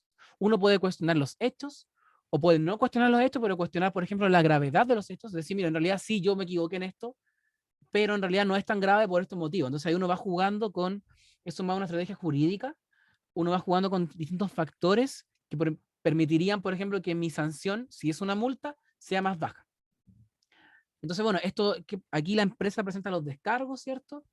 Hay un examen de antecedente que hace la superintendencia y si corresponde, instruye diligencias, pericias, inspecciones, informe a expertos o a otros organismos públicos y otros hechos, o sea, otros medios de prueba, ¿cierto? Y con esos antecedentes, elabora un dictamen. ¿Ya? Ese dictamen, eso lo elabora el área sancionatoria. Ese dictamen analiza toda la información del procedimiento sancionatorio y lo que hace es básicamente es proponer una sanción o la absolución al superintendente del medio ambiente. Recordemos que la única persona que puede sancionar es el superintendente mismo, nadie más. Él es el que dice sanciona o no sanciona. Incluso el área sancionatoria le podría recomendar, aquí corresponde una sanción de tal monto, y el superintendente podría decir, no, yo voy a mejor clausurar, por ejemplo. O en el caso extremo, que no ha ocurrido, pero podría decir, voy a absolver, porque a mi juicio no es una infracción, por ejemplo. Puede ocurrir, o sea, es facultad, sí, pero no ha ocurrido, porque obviamente tiene que ser fundamentado. Eso es el procedimiento. El tema es que este procedimiento sancionatorio que uno ve aquí en estos polígonos puede durar, no sé, un caso simple, por ejemplo, de una norma de incumplimiento de norma de ruido que puede durar 3 meses, 6 meses, digamos, pero casos más complejos, por ejemplo, Pascualama, que de los casos más icónicos, eh, partió el año 2013 y terminó el año 2018, o sea, 5 años. ¿Mm? Entonces es muy variable. Y además, que no lo puse, no termina necesariamente acá, o sea, el procedimiento sí, pero la historia del caso no, porque esta resolución puede ser después reclamada. ¿Qué significa eso? Que yo presento un recurso, se llama un recurso de reclamación, y yo llevo esta sanción porque no estoy de acuerdo, por ejemplo, o porque si yo soy un denunciante y considero que no se consideran cosas relevantes, también lo puedo hacer, y eso lo llevo al tribunal ambiental. Y ahí pasa a otra sede que es la sede judicial. Y ahí eso es otra historia, que no vamos a describirla acá, porque eso por sí mismo es un mundo. ¿Ya? Eso. Entonces, bueno, el procedimiento sancionatorio como parte, digamos, ¿en qué consiste? Está esta infracción, entonces hay una norma de la ley de la superintendencia que dice que hay un catálogo que dice ya, esta infracción corresponde a este tipo, luego se clasifica la gravedad de esa infracción y después se determina la sanción específica. Vamos a ir punto por punto. Este es el catálogo. No lo voy a leer en detalle, digamos, pero entender que está más que nada asociado a tipos de instrumentos. O sea, la letra A son infracciones a la RCA, letra B son ilusiones, letra C, planes de descontaminación, letra D son ETFAS y así. Más o menos, o sea, los instrumentos de competencia de la Superintendencia del Medio Ambiente.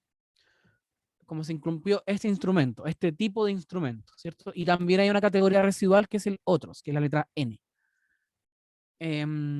Luego viene la clasificación de gravedad, ¿ya? Que uno puede decir, ¿sabes qué tan grave fue esta infracción?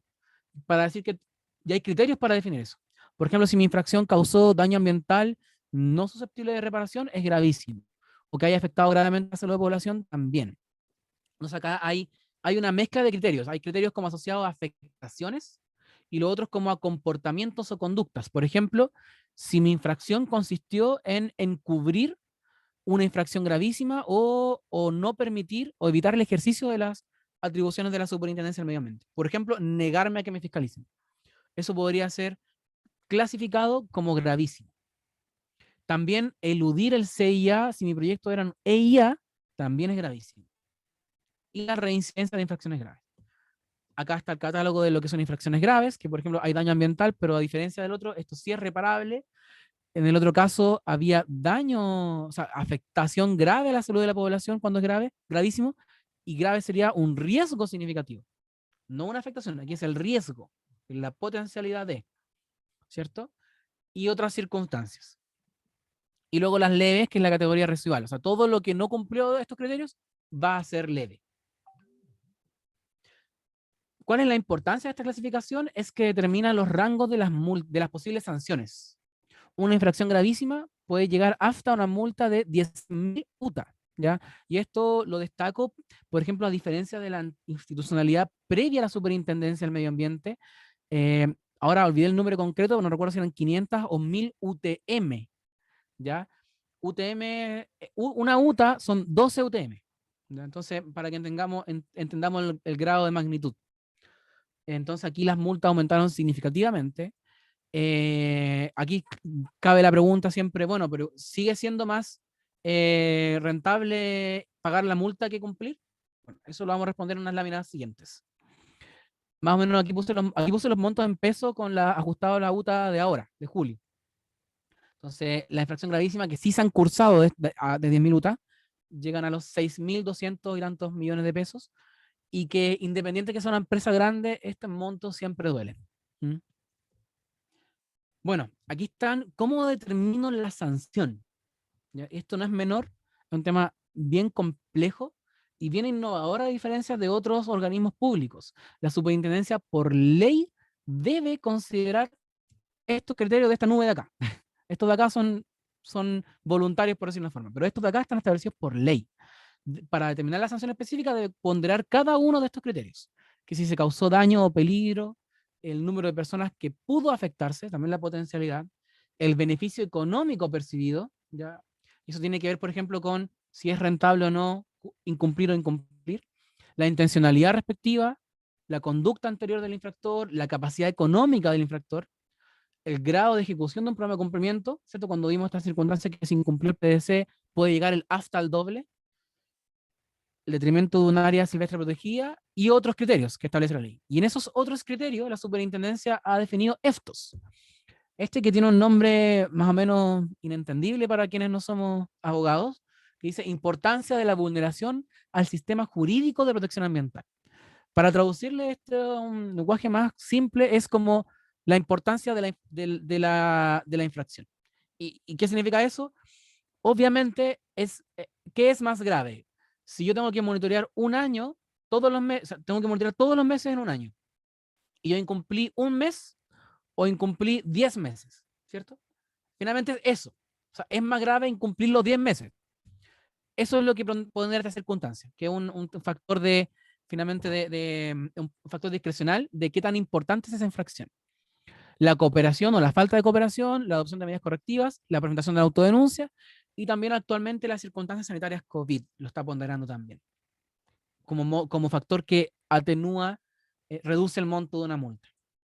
Esto está analizado en detalle en una guía que está pública de la Superintendencia del Medio Ambiente, que se llama bases metodológicas para la determinación de sanciones ambientales. Y ahí establece esta ecuación, ¿cierto? Que se ha visto en muchos foros, en muchos seminarios, que finalmente lo relevante aquí es que pondera dos grandes factores. Uno es que la sanción, cuando hablamos en este caso de pecuniarias, o sea, multas, plata, va a consistir en el beneficio económico que se obtuvo por el incumplimiento más un componente de afectación. ¿Y en qué consiste ese componente de afectación? Está dado por un valor de seriedad, que lo vamos a explicar a continuación, que finalmente es es un número, un factor discrecional de la Superintendencia del Medio Ambiente para justamente decir qué tan grave es esta infracción, y luego matizado, por decirlo en palabras más sencillas, por los factores de incremento y disminución, y todo eso ponderado por el factor tamaño económico. Entonces, alguien que vea bien esta ecuación, uno podría decir, bueno, ¿cuál es el factor más importante aquí? A efecto de estimar la multa, en realidad el más importante es el último ponderador, porque si este ponderador es pequeño, da lo mismo todo esto acá adentro, todo esto se va a transformar en un número muy pequeño. Lo voy a explicar lo voy a ilustrar en la lámina siguiente. Entonces, vamos por el beneficio económico. ¿Qué es lo que se busca? ¿Cierto? A nivel de principios, lo que se busca en una primera etapa es que, como no sea más rentable incumplir que cumplir, ¿cierto? Porque hay empresas que invierten para cumplir y es caro cumplir. Entonces, obviamente lo que se busca es que el incumplidor se nivele la cancha con el que cumple y queden ambos. Entonces, lo mínimo que te voy a cobrar en la multa va a ser todo lo que te ahorraste o lo que no invertiste en cumplir. Primero, ¿cierto? Entonces ahí yo nivelo al incumplidor con el cumplidor. Y luego, dado que tú estás incumpliendo, te voy a generar un reproche mayor, porque eso ahí te genera el componente disuasivo de una sanción, ¿cierto? Además te voy a castigar, y ahí te cambio aquí como sale la balanza, el infractor queda más abajo que el cumplidor queda en una posición más favorable. Te castigo por lo que afectaste, y ese es el componente de afectación. Entonces ahí se genera, digamos, a nivel de principios, el desincentivo a incumplir. Teóricamente, no debiera ser más rentable incumplir, pero eso es teóricamente. Bueno, ahora, ¿cómo determino este factor, cierto? Este valor de seriedad que estaba en la ecuación que la llevo acá, esta, del componente de afectación, que es este numerito de aquí.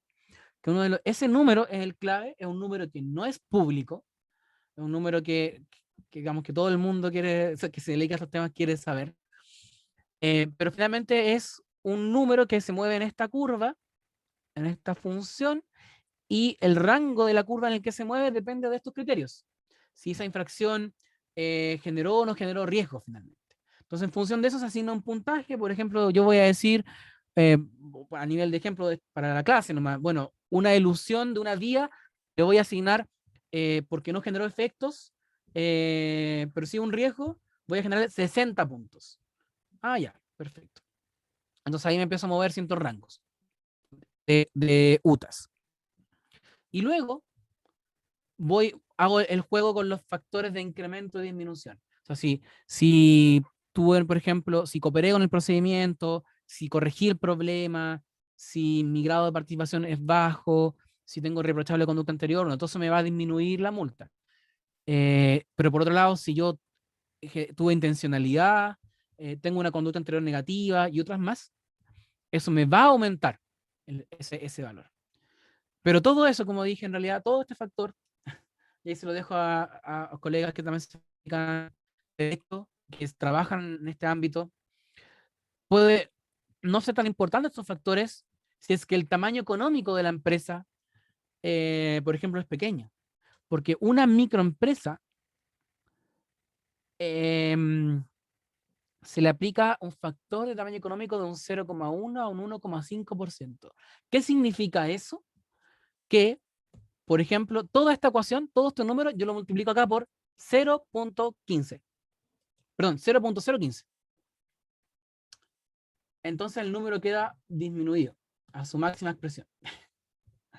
Entonces finalmente una microempresa, la multa que va a recibir va a ser más que nada solo el beneficio económico y un pequeño componente de afectación.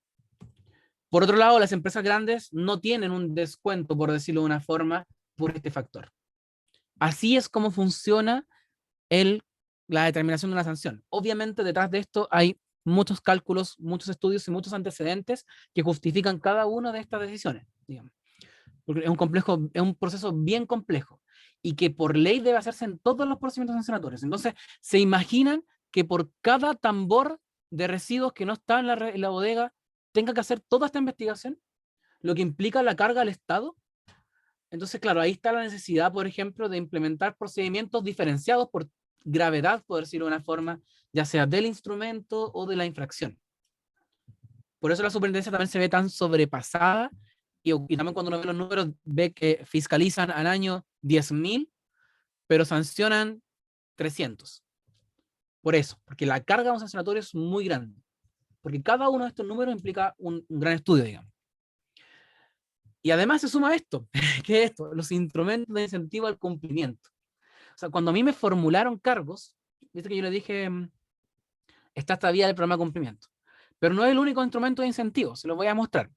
Esta ley, que nació con un paradigma distinto, copiando modelos extranjeros, digamos, estableció 3 instrumentos de incentivo al cumplimiento. Pero ¿sabes? Antes de seguir con esto, porque el otro tema yo sé que igual es más o menos denso, hacer preguntas, Felipe. Y además, estamos llegando a próximo minuto a la hora. Sí. Hay bastantes preguntas, me voy a quedar con las más generales nuevamente y si es que se me queda alguna que consideren sumamente relevante, no tengan pudor en insistir por el chat para que yo las pueda tomar en la sección final.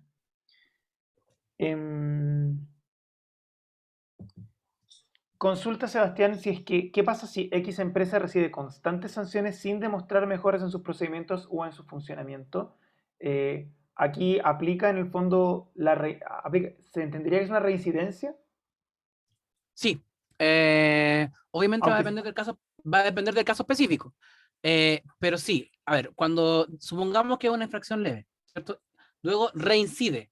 Por la norma, inmediatamente la siguiente vez va a ser una infracción grave, ¿ya? Y después, si vuelve a reincidir, va a ser una infracción gravísima. Y ahí probablemente la superintendencia también va probablemente a desplegar otros instrumentos. Va a evaluar, por ejemplo, la posibilidad de una medida provisional si es que se genera una situación de riesgo.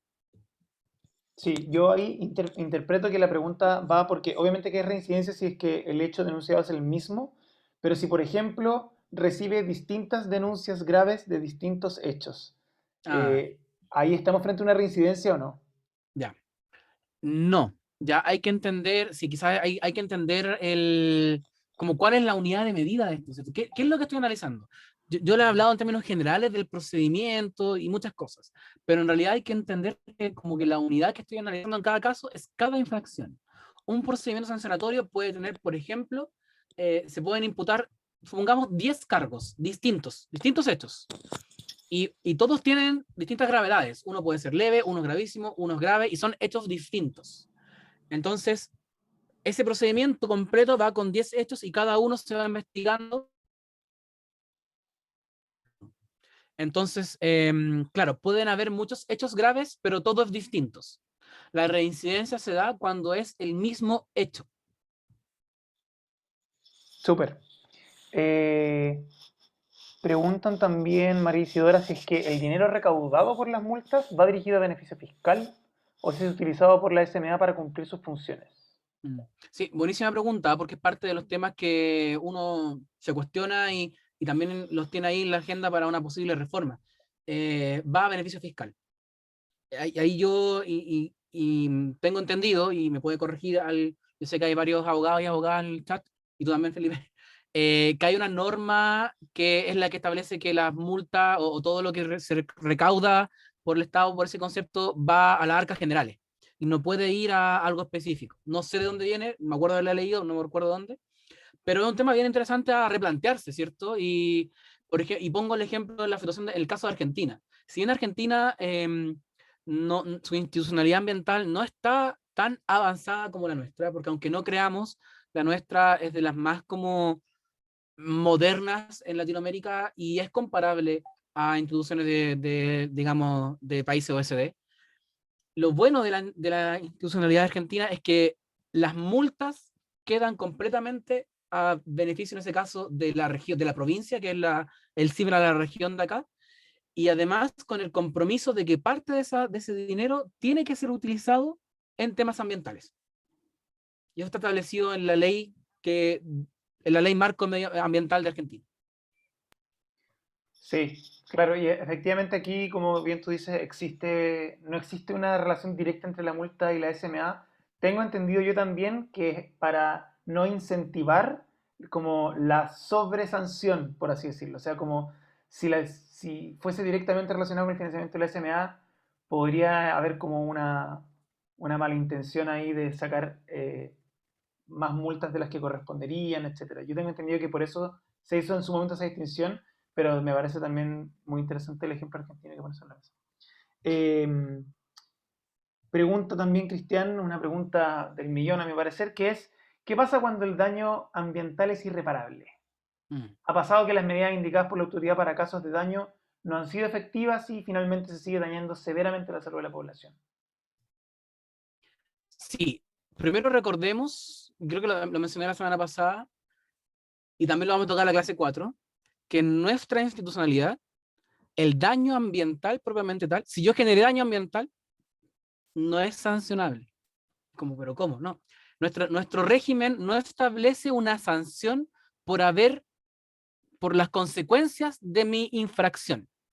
Pero lo que establece nuestro régimen es la infracción. O sea, qué es lo que hice o lo que no hice y que su consecuencia generó daño.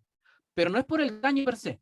Y ahí fue cuando yo di el ejemplo de Brasil, que por ejemplo la legislación brasileña sí establece infracciones por haber generado daño. Da lo mismo qué es lo que hiciste, pero generaste daño y yo te sanciono por eso. En Chile no. En Chile, por ejemplo, bueno, el caso de Maricunga, que es una minera que se cerró con una clausura por parte de la Superintendencia del Medio Ambiente, que generó daño ambiental, ¿cierto? Que fue más de 70 hectáreas de vegas en un área protegida. Y, y claro, ahí la infracción no fue haber generado daño ambiental, fue no haber tomado las medidas para evitar el daño ambiental, que es distinto conceptualmente. Es por la conducta, no por las consecuencias de mi conducta. Entonces, cuando hay daño ambiental en el punto de vista administrativo, o sea, en este régimen que estamos hablando de la Superintendencia del Medio Ambiente, es un factor que se considera solamente para determinar el monto de la multa o la sanción que voy a aplicar. Porque si genera un daño ambiental muy grosero, y como es, por ejemplo, fue el caso de Pascualama, que tenía 4 imputaciones por daño ambiental, porque finalmente se desestimaron algunas, pero se mantuvieron otras, eh, ese daño ambiental justificó la clausura, por ejemplo, en alguna de las infracciones. Ojo que la sanción también es por infracción, no es por el conjunto. Cada infracción tiene una sanción asociada. Puede haber una infracción con una multa, otra puede ser con una clausura, pueden haber varias clausuras y pueden haber varias multas. Entonces, sí, entonces el régimen de daño ambiental en Chile es bien raro, para que estamos con cosas, o sea, como que puedo generar daño ambiental, y podría ocurrir que genere daño ambiental y no incumplí nada. Puede ocurrir eso. Entonces no me pueden sancionar administrativamente por eso. Lo que sí podrían hacer eventualmente es obligarme a que yo repare el medio ambiente, que eso es lo que vamos a ver en la clase 4. ¿Ya? Pero es un tema bien complicado. Sí, ahí no queremos spoilear las siguientes clases, así que vamos por partes. No hay más preguntas, o sea, hay más preguntas, pero esas fueron las más generales de esta tanda. Si se me pasa Perfecto. alguna, me la recuerdan por el chat. Sí, mira, a ver, queda nada. Quedan nada, en realidad no queda nada. Es decir, quedan tantos minutos y ya no quedan. Eh, bueno, en realidad se acabó el tiempo.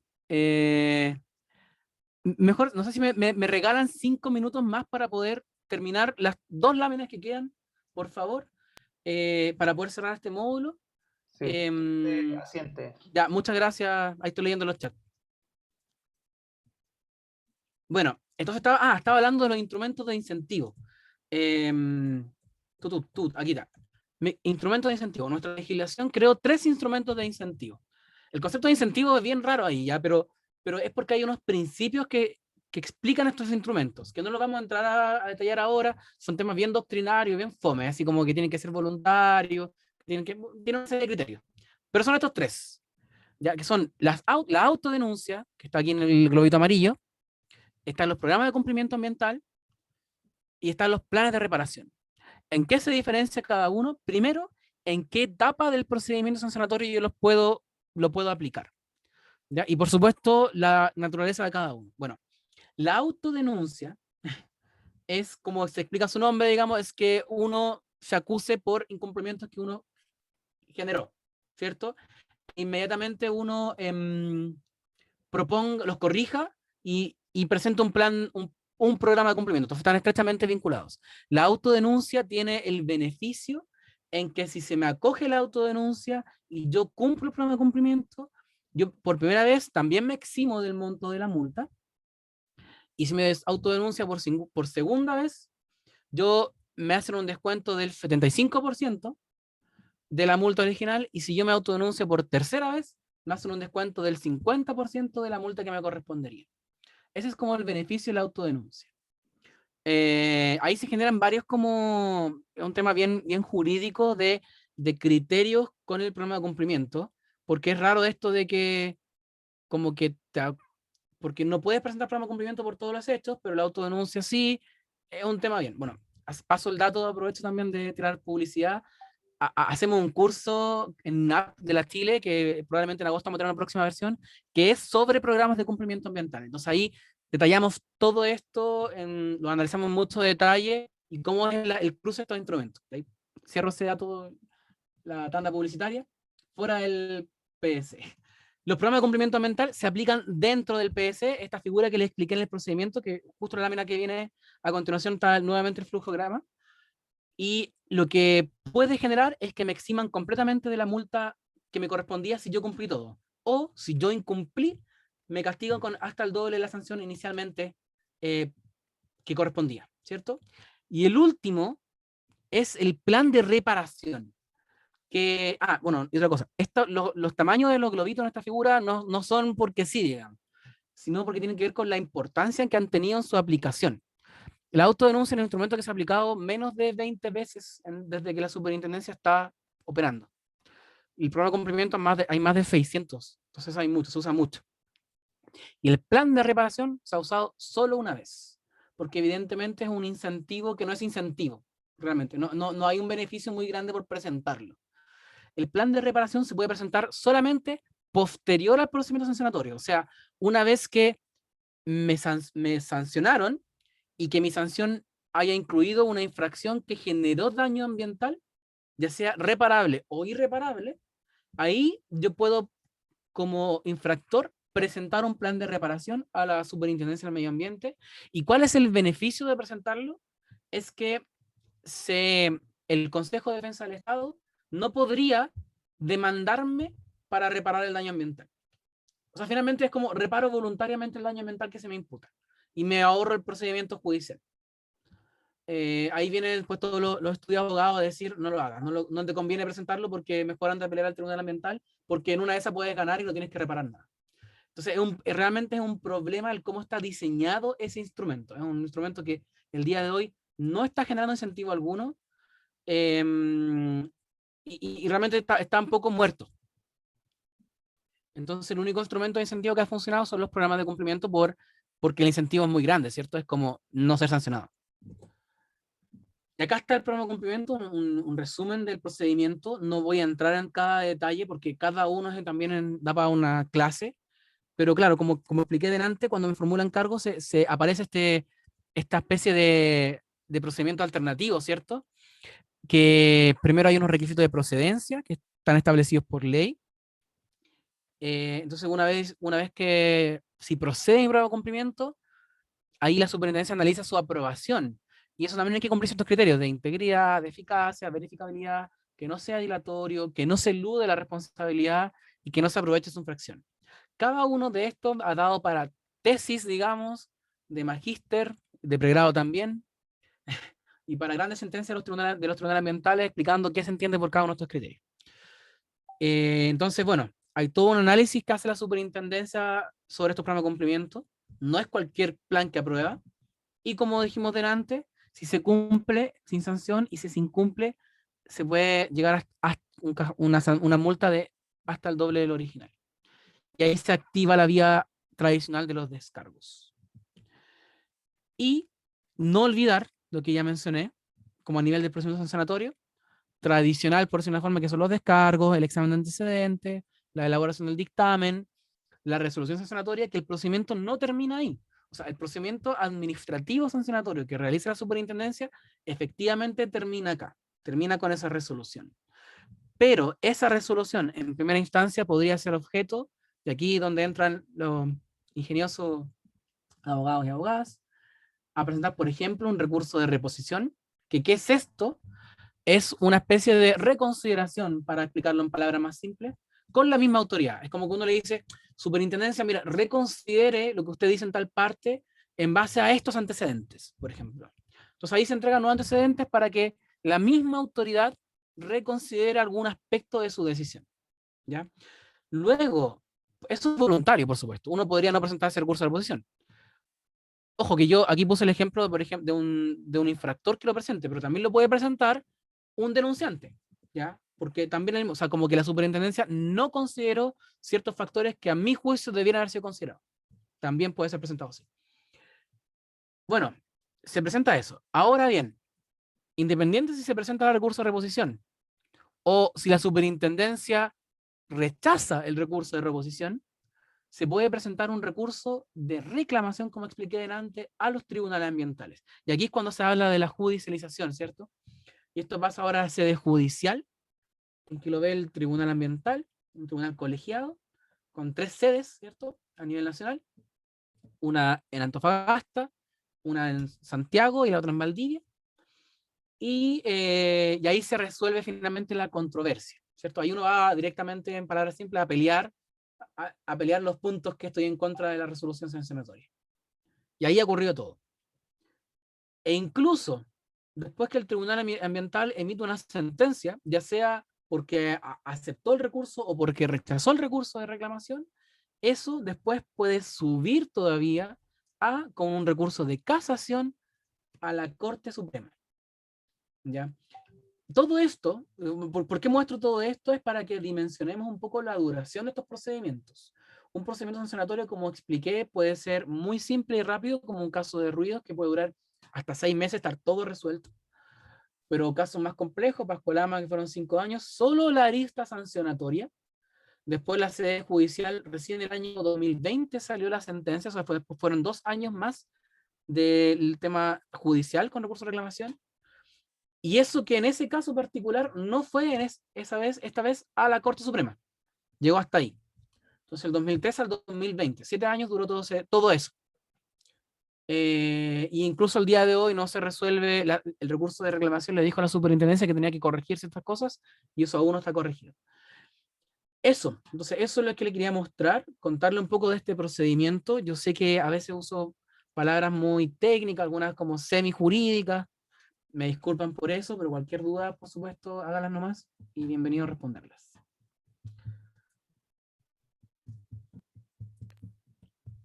Eso. No sé Estoy de si un nuevo par de preguntas más o realmente terminamos nomás.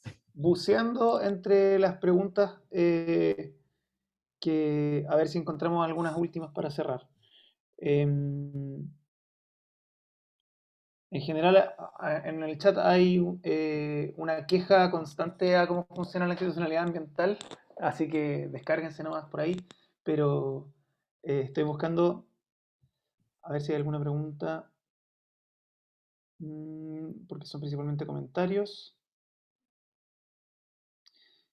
Preguntó Carolina si es que el tribunal ambiental se pronuncia a favor de la reclamación, ¿la SMA tiene algo que decir al respecto o es un proceso aparte? Sí, sí.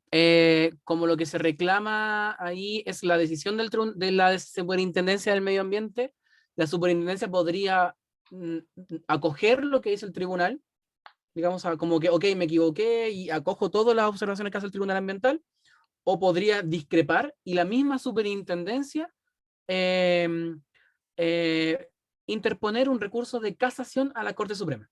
Eso ha ocurrido, de las dos figuras. Hay casos en que no ha dicho nada y acoge lo que dice el Tribunal Ambiental, y también casos en que va a pelearla, por decirlo de una forma, a la Corte Suprema. Y también ahí ha ocurrido de todo. La Corte Suprema le ha dado el punto a la SMA y en otros casos le ha dado el punto al Tribunal Ambiental. Súper. Me preguntaban por el curso, se llama curso taller programas de cumplimiento ambiental. Si ponen en Google curso taller programas de cumplimiento ambiental INAP, ahí debería aparecer. Aún no hay información actualizada, pero para probablemente agosto hay una nueva versión. Súper. Yo aprovecho de confirmarles también que se preguntó algunas veces en el chat que sí, toda esta clase está siendo grabada y va a quedar disponible en www.usosambiental.cl junto con las presentaciones también asociadas. Después de eso llegaron miles de agradecimientos, Max, por la excelente clase. Y le quiero dar igual la palabra a Felipe Díaz, que tiene la mano levantada, así que... Ya. Sí, muchas gracias. Aprovecho también de expresar mi gratitud. Se aprecia un montón estas instancias de conocimiento, sobre todo en temas ambientales, que falta harto. Mi consulta es bien específico. Respecto a una de las primeras láminas, se mostraba cuáles no eran las atribuciones que tenía la SMA. Y entre ellas aparecía una imagen que era en relación a efluente, a alcantarillado, a la emisión de olores. Y ahí me quedó un poco la duda, porque yo entendería que eso puede ser regulado por la RCA del proyecto. Y eso es un instrumento de cumplimiento ambiental, entonces debería ser responsabilidad de la SMA fiscalizar eso, ¿no? Sí, Felipe, efectivamente. O sea, esto estaba pensado cuando no hay una reserva involucrada. Lo que pasa es que esto es, si hay solo mal olor de alcantarillado, agua servida o potable, eso a priori es competencia de la CIS. Pero claro, tal como dice, si hay obligaciones asociadas al mal olor o al tratamiento y la gestión de las aguas servidas en el marco de un permiso ambiental, eso sí es competencia de la Superintendencia del Medio Ambiente. Sí. Gracias Ok, por la pregunta para poder hacer la precisión correspondiente. muchas gracias. Y también quería aprovechar de dar un pequeño dato en relación a la clase anterior, cuando estábamos viendo el proceso del sistema de evaluación de impacto ambiental. La Lo tengo semana por ahí igual. pasada Contraloría emitió un informe en relación a si era el gobernador o el delegado del intendente el que dimitía la comisión, y es en efecto el delegado presidencial el que hace Sí, el que sí. hace la evaluación, Sí, no el la gobernador. verdad es que, bueno, yo no tenía idea que el Servicio de Evaluación Ambiental le había preguntado a Contraloría eso. Yo creo que lo preguntó más por una formalidad, porque en realidad yo sin saber esa pregunta de hecho yo esta lámina la hice antes de que saliera la respuesta de la Contraloría. Era un poco obvio, digamos, lo que dice la ley, que es el delegado presidencial, es explícito. Entonces, Contraloría simplemente confirmó para que no haya dudas, digamos que es el delegado presidencial, efectivamente. Sí. Sí. Súper. Eso. Y ahora sí, solamente para cumplir criterios de paridad, le quiero dar la palabra a Carolina, que también está ahí con la mano levantada, y con eso ya podemos dar por cerrado esta sesión de la Eh, clase. Hola, me voy a prender la cámara porque tengo un problema de internet y si la prendo se me va a caer todo. Ya, hola, buenas tardes. Me pareció muy interesante, muy educativo, bastante claro. En realidad, yo que no soy muy asiduo a las leyes, me quedó bastante claro. Mi pregunta es con respecto, yo sé que usted lo dijo, pero me gustaría que se explayara un poco más con respecto de la fiscalización de las antenas de celulares, específicamente con el 5G. Lo que pasa es que me encontré con una publicación el otro día que me llamó la atención y empecé a averiguar. Y cuando uno busca, encuentra. Resulta que hay una regulación de dónde se pueden colocar antenas de celulares. Y en la esquina de la avenida donde yo vivo hay una y está así al lado de las casas. Entonces, yo quería que usted se pronunciara más al respecto. ¿Quién regulariza? ¿Dónde se puede hacer esta reclamación? Y si efectivamente yo como ciudadana, por ejemplo, porque ya me conseguí un medidor de lo que emiten estas antenas, si yo como ciudadana tengo esa potestad no sé, pues de grabar, de hacer un video y hacer esta denuncia, pero si el Ministerio de Medio Ambiente no fiscaliza, ¿cómo lo hago? Mm, ¿Hay esperanza? Eso. sí. Ya, gracias Carolina por tu pregunta. Primero decir, no manejo muy bien ese ámbito en específico, ¿ya? Pero sí, efectivamente, hay una regulación, eso sí lo sé, que establece que las antenas de este tipo no pueden ponerse a ciertas distancias de varios receptores sensibles, ¿cierto? Centros de salud, jardines infantiles, y hay no tengo el detalle de la norma, pero sé que existe. Eso es total competencia, o sea, quien entrega permiso para eso, aquí hay dos entidades involucradas por lo menos. Uno es el municipio, si es que el municipio siempre hay todo lo que se haga, digamos, dentro del municipio, tener que, no puedo yo llegar y poner en parte del municipio algo. Tiene que haber, digamos, una patente, o tengo que haber pago de derechos municipales, eventualmente cambio de uso de suelo. Va a haber una gestión municipal en la mayoría de los casos. O sea, el municipio debe tener conocimiento de que esa antena se puso por la normativa propia municipal. Por otra parte, está la Subsecretaría de Telecomunicaciones. Ellos son los que regulan toda la materia asociada a antenas. Y también creo que son los encargados de fiscalizar el cumplimiento de esa normativa asociada a la ubicación y el respeto a las distancias. Eso es, no es, si bien se entiende que es medio ambiente en el amplio concepto, dada nuestra legislación ambiental, que es bien fragmentada, en realidad, para efectos de nuestra legislación, no es ambiental, sino que es algo sectorial y que lo ve específicamente la Subsecretaría de Telecomunicaciones. Entonces ahí tendrías que hacer la denuncia correspondiente y también al municipio. Eso. Y bueno, si tú como ciudadana puedes tomar mediciones, sí, perfectamente tú puedes tomar mediciones, claro, distinto es si la validez que van a tener esas mediciones para la autoridad, digamos, porque probablemente, y ahí yo desconozco los protocolos que pueden haber protocolos y ciertas sensibilidades de los equipos que se requieren para que la medición sea considerada válida. Entonces, tú puedes hacer una medición, pero siempre va a tener la característica de ser una medición de referencia. Pero ¿qué ocurre si el equipo que yo me conseguí son equipos que se usan efectivamente para cuando se instalan este tipo de frecuencia? Claro. El equipo ahí nos devolvemos a los protocolos que ellos tengan. ¿Dónde yo podría ver estos protocolos que se aceptan como una prueba válida? Claro. Nuestra institucionalidad en general es bien estricta finalmente en el cumplimiento de los protocolos, especialmente cuando se toman muestras o análisis de variables ambientales. Entonces, por mucho que el equipo incluso sea el equipo certificado, tenga las mantenciones correspondientes, cuando la persona que hace la medición no se acredita en la competencia, muchas veces esa medición tampoco es considerada válida, independiente que uno en lo visual, el equipo no sea más que prenderlo, digamos. Pero a nivel, para como prueba, para que imputarle un incumplimiento, por ejemplo, a niveles de emisión, solo va a tener el carácter de referencial, pero no necesariamente es malo. O sea, yo creo que es muy útil como prueba para que obligue a la autoridad a que ella misma vaya y tome una medición y valide ese dato. O sea, yo creo que hay una mayor presión por parte de la autoridad de presentar prueba que valide o prueba en contra de tu denuncia. Entonces, yo creo que es algo positivo que tú presentes una medición, por mucho que sea considerada referencial. Vale, Max, muchas gracias. No. Cristian tiene la mano levantada, por favor, ojalá en 30 segundos una última duda para ya ir cerrando, que estamos bien pasados. Muchas gracias, digamos, por el tiempo. Una consulta bien puntual. Lo que pasa es que yo vivo en un lugar donde hay un santuario de la naturaleza que, bueno, lo maneja, digamos, la Universidad de Chile.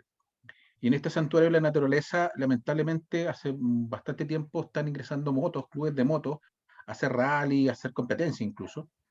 Y bueno, este espacio es bastante grande, por lo tanto, la entrada es por otra comuna, bueno, colinda con varias comunas, entonces no sabemos cómo acceder primero al lugar, porque obviamente es manejado por la Universidad de Chile, es complejo ingresar al sitio.